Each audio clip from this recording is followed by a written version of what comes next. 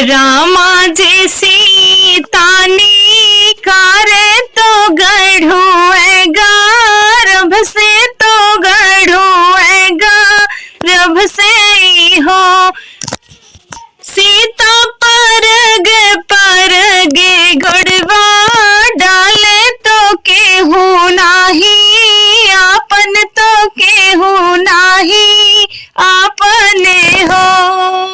एक बन गायनी दो सरबन आओ रोती, सरबन आओ रोती सरबन हो। सखिया बनम से निकली बन, तपसिन तो सुख दुख पूछे तो दुख सुख पूछाई हो।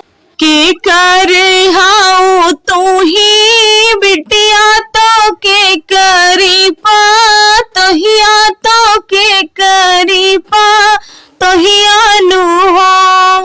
बेटी कवन विपतिया के मारी बने बन, भटको बने बन भटको नु हो।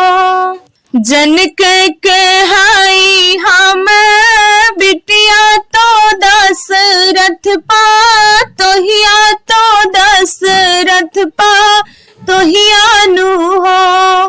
तपस्विन करम लिखनिया के मारी बनाया बन, भटके बनाया बन भटके हो। तपस्विन अपने शरण हमें ले तो कठिन कष्ट, काटित कठिन कष्ट काटित हो। चुप रहा